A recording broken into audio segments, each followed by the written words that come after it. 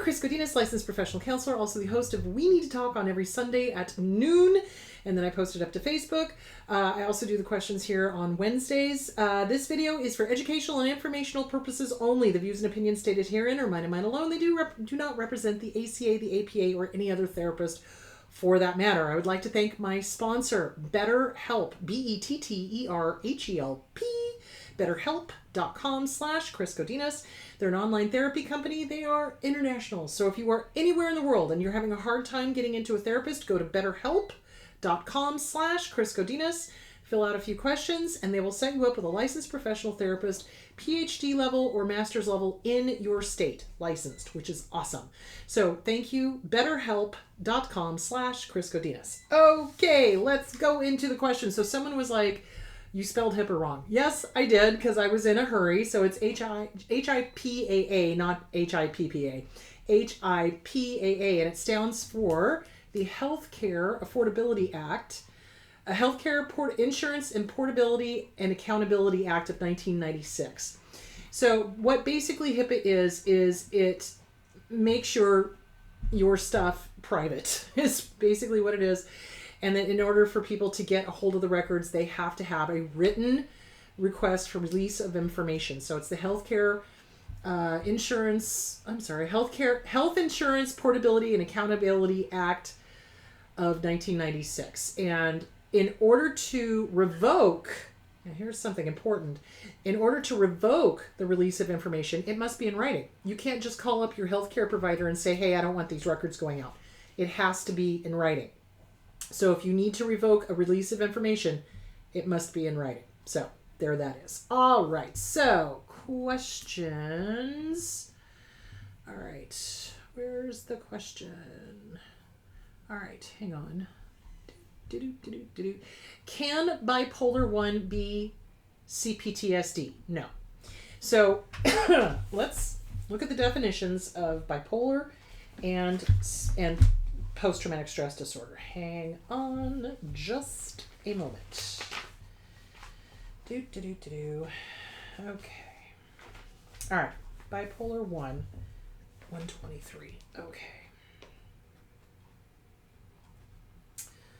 123. Okay. So bipolar 1. For a diagnosis of bipolar 1 disorder, it is necessary to meet the following criteria for a manic episode. The manic episode may have been preceded by and followed by a hypomanic or major depressive episode. Manic episode, a distinct period of abnormally and persistent elevated, expansive, or irritable mood, and abnormally and persistently increased goal-directed activity or energy lasting at least 1 week and present most of the day, nearly every day, or any duration if hospitalization is necessary. That's criteria A. Criteria B. During the period of mood disturbance and increased energy or activity, 3 or more of the following symptoms, 4 if the mood is only irritable, are present to a significant degree and represent a noticeable change from usual behavior. 1. Inflated sense of self-esteem or grandiosity. 2. Decreased need for sleep, feels rested after only 3 hours of sleep.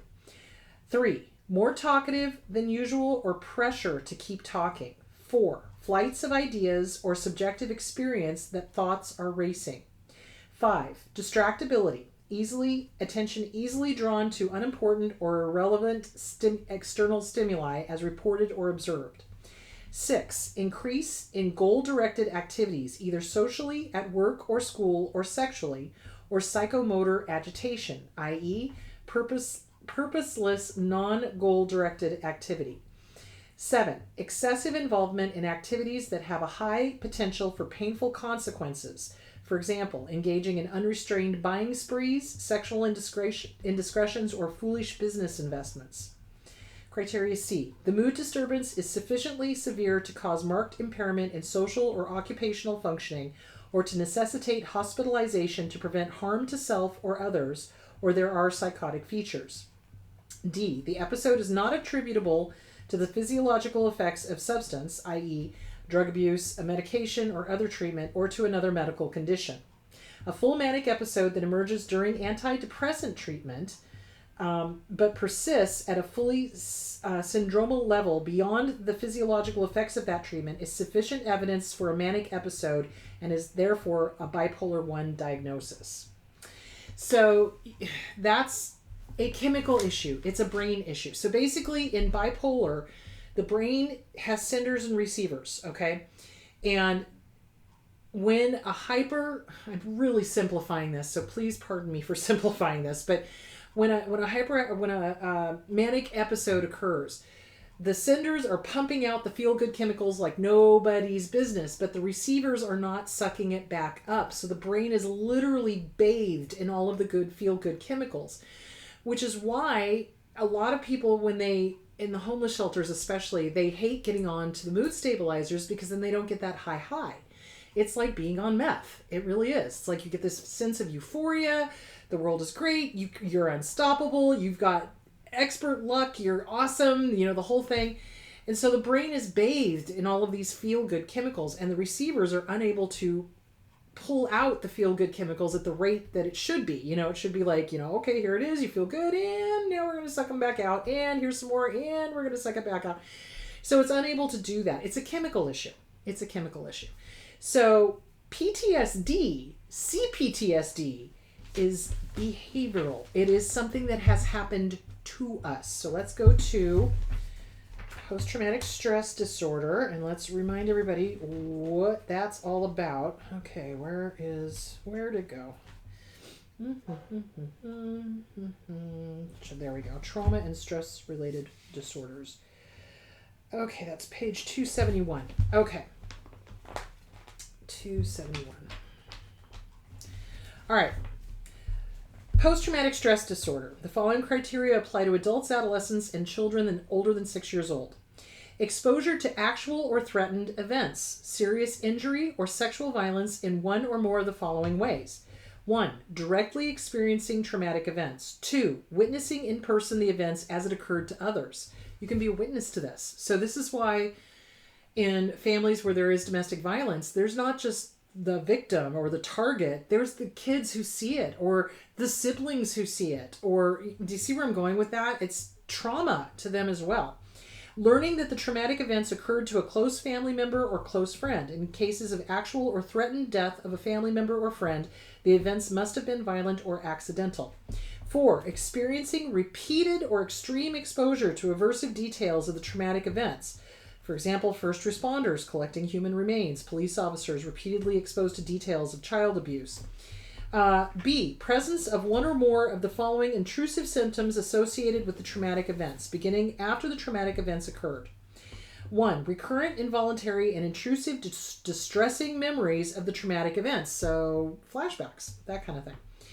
Recurrent, distressing dreams in which the content and or effect of the dream are related to the traumatic event, nightmares, etc. 3. Dissociative reactions, flashbacks, in which the individual feels or acts the traumatic events are reoccurring right here, right now. Such reactions may occur on the continuum, with the most extreme expression being a complete loss of awareness of your surroundings in the present moment. 4. Intense or prolonged psychological distress at exposure to external or internal cues that symbolize or resemble an aspect of the traumatic events. Triggers. 5. Marked physiological reaction to internal or external clues that symbolize or resemble an aspect of the traumatic event. So you have a physical reaction to it. So bipolar is a chemical thing. Now, that is not to say that you cannot have both. Now, here's the thing. You can have both. You can have bipolar 1 and have been traumatized. So, it's really a matter of, has there been trauma? If there is, and you've got bipolar, that you can have both. That they're not mutually exclusive. You can have PTSD and bipolar 1. So really you want to make sure to get that treated. You want to make sure that you're on mood stabilizers, and you want to start treating the trauma so that you're not getting all of this, triggers and flashbacks and nightmares and things like that. So definitely take good care of you. So go talk to your primary care physician or talk to a psychiatrist. Talk about mood stabilizers and, get yourself going. So you can have both. You can be traumatized and have PTSD, C-PTSD, and you can have bipolar. So They're not mutually exclusive. Can two codependents come together and be healthy? Yeah, they can, but they have to be working on the codependency. There's my pen. They have to be working on the codependency, because what generally ends up happening is if two codependents come together, they're going to be, and they're not working on the codependency, they're going to be more worried about the other person, and they're not going to be taking care of themselves. And so it's going to be kind of like that. Was it Chip and Dale that used to do that? There were two little cartoon characters where it'd be, after you, oh no, sir, after you, oh no, after you, oh no, after you. And so they would never take the initiative to go through the door. So they would just sit there and say, after you, after you, after you, after you. So if you are with somebody who is codependent and you are codependent yourself, please start working on it. So The Disease to Please, Harriet Breaker. Codependent No More by Melanie Beattie. Beyond Codependent No More. There's a ton of good books on breaking the cycle of codependency. So can you be healthy and have two codependents together? Not if you're not working on it. You got to work on it. Both of you have got to work on it. And that is something that John and I did, is like, we recognized, we're both, because of our upbringing, we're both codependent. So let's work on this so that you're getting your needs met. I'm getting my needs met. We're meeting each other in the middle and we're working as a team. So there is that. How do we nurture our inner children? Oh, so many ways you can do that. So a lot of times as a survivor of abuse, we do not have our inner child acknowledged, recognized, validated, listened to, believed, because what did our abusers do? They basically told us to sit down and shut up. And they basically said children should be seen and not heard, which was a very Victorian way of thinking. And it's also a very disordered way of thinking. Don't get me started. So the best way to acknowledge and to nurture that inner child is to work an inner child workbook. So either, Catherine Taylor's inner child workbook, there's a ton of inner child workbooks out there. So there's the inner child workbook by Catherine Taylor. There's another inner child workbook by Lucia Cappuccioni. There's tons. There's tons. Just go out, find one that speaks to you, start working it. You want to validate and acknowledge that inner child. You want to talk to your inner child. You want to think about the things that you have not done since you were a child and go do it. So, ice skating, rollerblading, flying a kite, finger painting, playing in a sandbox, things that you haven't done in a long time and that you didn't get a chance to do because your parents were always like, no, you can't be a kid. You have to be an adult. You have to be doing this. You have to be doing that. You do all the chores around the house. They treat their children like servants a lot of times, which I just, why did you bother having children? Because they wanted a mini-me, but, so basically it's you take good care of you and you start a dialogue with your inner child. So write your inner child a love letter. Dear little 4-year-old me. Wow, what a great kid you are. I love you so much. You got us through this, that, and the other thing. And I'm so proud of you. And I want you to know I hear you, I see you, and I believe you. You're heard, you're seen, you're believed.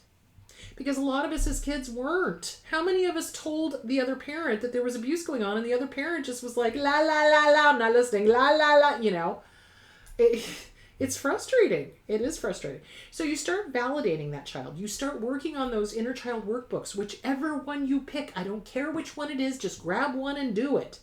And start working on self-esteem. The Self-Esteem Workbook by Glenn Schiraldi. And always apply that to your inner child. Hey, little one, listen. You have a right to exist. You have a right to exist. Wow. That's the one that gets a lot of people. They're like, no, I don't. Yeah, you do. Yeah, you have a right to exist. You're here. You have a right to exist. You survived. And I'm proud of you. And I'm glad you're here. And you get to work on you. You get to. Not you have to. You get to. And you get to be happy. It's okay. So that kind of thing. You start working on that inner child that way. Okay, what's another question that I've had over the week? So how to stop being codependent? Well, you start working with a good trauma therapist. Who taught you to be codependent? Who taught you that you had to take care of somebody else. Who told you it wasn't okay to take care of yourself? You know? And that's a lot of what happens is when we get designated as the caregiver, they get angry if we take care of ourselves or if we do something nice for ourselves. How many times has a narcissist said, well, didn't you get me something? Or how dare you? How dare you go buy that with your own money? And then they'll try to make it that it's their money. So yeah, it's just, you start breaking being codependent by getting with a good trauma therapist, working through the trauma of your childhood, doing the inner child workbook, reading the books on getting rid of codependency, you know, The Disease to Please, Harriet Breaker, any of the other good books on breaking the codependent behavior, that kind of thing. Okay. And how do we become a codependent person? Well, okay. I have a lot of questions on codependency. So we become codependent by training. It's a learned behavior. I just said that. It's a learned behavior. And we become codependent because we've learned that that's how we're going to be taken care of. Narcissists make it very clear that if we don't caretake them, if we don't be the parent to them, if we don't be their counselor, their therapist, their, you know, their servant, their whatever, that they will withhold love. And of course they don't love in the first place, but we don't know that as children. So they'll withhold love, they'll punish, they'll whatever. And so we become codependent because that becomes how we stay safe. If everybody around us is okay, then I'm okay. And the reality is, no, if you're not okay, everybody around you is going to have to be on their own because you got to work on you. So, because you're the only one you can control. So, but we get this mistaken thought, mistaken belief that if everybody around us is okay, then we're okay. And in our childhood, that might have been true. You know, if the narcissist was okay, if the abuser was okay, then they left us alone. But as we grow into adulthood and we start other relations, then it doesn't work. Because if we're constantly saying yes when we should be saying no, we're eventually, our pot's going to run dry. And you cannot pour from an empty pot. And then we keel over. So, and it creates a lot of anger and resentment. And I don't think a lot of people realize how angry and resentful they are until they really start working on the codependency and how much anger they have towards the person that forced them to be a caregiver. When they didn't want to be a caregiver, when they were too young to have been a caregiver. That was too much responsibility for a little kid. Oftentimes abusers will force their children to watch the younger children. And, you know, forcing a 10-year-old to watch a 2-year-old, God forbid anything happens to that 2-year-old. That's too much for a kid to bear. No, thank you. That's child abuse. Let's be clear. So, yeah. Okay, I feel like, okay, I'm letting go of a toxic parent. I've gone no contact, and it definitely feels like I'm grieving a death. Yes. So, when we let go of a toxic parent and we go no contact, we are grieving the loss of what we wished we had. So if you read my book, where the hell is that book? I have been looking for that book for days now. There it is. What's Wrong with Your Dad? Available on Kindle, and I read the book, so it's on Audible. I talk about when my dad died, the most heartbreaking part of it was thinking of all the if-onlys. You know, if only he had been sane, if only he had gotten help, if only his dad hadn't been an alcoholic and abusive, if only his mother had done something, you know, if only, if only, if only. And so I wasn't really grieving the loss of the dad, because he wasn't really a dad, let's be clear. I was grieving the loss of what could have been had he been healthy. So the illusion, the wishing, the magic thinking, you know, if only he'd done this, if only he'd done that, if things were different, you know. And so it does feel very much like grieving a death, because you're grieving the loss of the illusion. You're grieving the loss of ever having a normal parent. You know, that realization that this person is not normal and they're never going to be normal, and you've gone no contact. It is like grieving a death. It is the death of the dream of having a healthy parent. You don't got one. If they're abusive and you're having to go no contact, it's never going to happen. They don't change. They don't suddenly have an epiphany and go, my God, I should have had a V8, you know, or whatever, you know, oh, I should have had a V8, you know. They don't do that. They go to their grave thinking they were right, and they refuse to ever look at what they did. So it is grieving a death. So what you're going to do is you're going to write a goodbye letter. The good, the bad, the ugly, the horrific. At the very, very end, take your power back. Dear parent, whichever parent it was, you do not get to live rent-free in my head one more second. I am taking my power back. You did all of these things, and guess what? Wasn't my job to heal you. Wasn't my job to fix you. You're beyond my means. Get out of my head. I'm raising the rent. Don't live up here. Bye-bye. Bye-bye now. Say whatever you need to say. And if it's 27 pages of FU, then it's 27 pages of FU. And trot it out to the barbecue. Read it out loud once. Burn it. Let them go with love or not. Whatever, They're on their own journey. You can't fix them because you did not break them. Turn them over to a higher power. Let it go. Let them go. And it is grieving a death. And this first year of going no contact, treat it like you would grieving a death. So in the first year, the firsts are going to be the hardest. The first birthday, anniversary, July 4th, Labor Day, Halloween, Thanksgiving, Christmas. All of the times that you would have normally contacted them, it's going to bring it back up. And every time you write a letter and remind yourself why you are no contact so that you're not tempted to contact them. Now, when we first go no contact, what they'll do is they'll try to hoover us. I just had a question about that earlier today. So, birthdays. They love to try to hoover on birthdays and major holidays. So, if it's your birthday, oh, I love you so much. I just wanted to wish you happy birthday. I haven't heard from you. How are you? Blah, blah, blah. If you've gone no contact, stay no contact.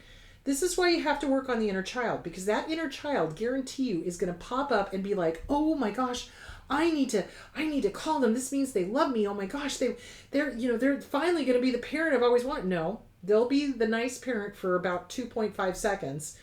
And then as soon as they have you back in their clutches, they're going to go right back to the way they were. Harsh, cruel, mean, judgmental, condescending, criticizing, meddling, etc., etc., etc. So don't break no contact. There's a reason you went no contact in the first place. Trust your gut. Write it out. What did they do? And when, not if, but when you get the hoover, either they contact you directly with the, oh, I miss you so much, I just wanted to wish you a happy birthday, or indirectly, your mother told me, or your father told me that you're not talking, a flying monkey, a friend, right? When you get the hoover, if it's a flying monkey, stop them cold. Stop, and I mean it. This topic is not up for discussion. If you bring it up again, you and I will be no contact. Period. Because that person, if they're doing a flying monkey thing, will continue to try to push because they're going to relay information back to the narcissist. So if they're continually bringing it up, go no contact with them too. If it's a direct communication and they're trying to get you to respond, don't. You owe them nothing. Absolutely zip, zero, zilch, nada. So if you're feeling fearful, obligated, or guilty, you are dealing with a toxic person. Recognize that and stay no contact. So there is that. Okay. Does my ex know what they are doing? Can they have good intentions? Oh God, no. Yes, they know what they're doing. No, they cannot have good intentions. Road to hell is paved with good intentions. Narcissists know exactly what they are doing. There is nothing that they do that does not have an agenda. There are always strings attached. Always. These people do not do things out of the goodness of their heart. Let's be clear. They do not do things out of the goodness of their heart. There is always an agenda. There is always some reason or some gain that they get out of doing what they're doing. Do they have good intentions? No. There is always an agenda. There are always strings attached, always. And they do know what they're doing. They absolutely do. They are calculating and manipulative And they know exactly what they are doing. It's not an oops, I hurt you. It's a good, I hurt you. Do you see where I'm going with that? They don't have a moral compass. They don't care about other people. We have no more meaning to them than this pen. When this pen runs out of ink, it gets tossed. When we run out of ink, we get tossed. So yeah, they don't have good intentions. Everything is an agenda. Everything has got strings attached. Everything is for a reason. When they do the harmful, hurtful things, I know when I've hurt people. You know when you've hurt people. Narcissists know when they hurt people. Notice they never apologize. And they do the behavior over and over again. Or if they do apologize, it's a fake one. Oh, I'm sorry. And then they do it again. That's not being sorry. That's you're sorry you got caught. Do you see where I'm going with that? So yeah, they do know what they're doing. And everything has an agenda. Everything has got strings attached. Do not trust them.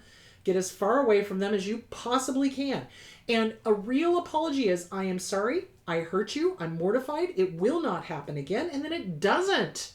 It does not freaking happen again. So if they're, I'm sorry and it happens again, I'm sorry and it happens again, they're not sorry. They're just sorry they got caught.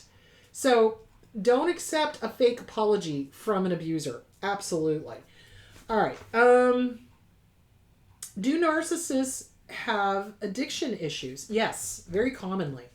Very commonly they do. So they oftentimes have sex addictions. That is generally what I have seen. They will have gambling addictions. They will have drug and alcohol addictions, but a lot of sex addictions. They'll have a lot of sexual addictions. And they don't generally go get help for them. So they just keep going with the addiction, and they try to drag their partner into it as well. And part of it is some of these narcissists are so stupid, they try to, get revenge porn so that they can hold their target of abuse hostage. Well, if you leave me, I'm going to show these, videos to your family. That's illegal, guys. That's a federal offense. That's a felony. So if anyone's trying to hold any sort of sex tapes over you, that's a federal offense. That is a felony. So, they do that. They do that because they're stupid and they don't know the law.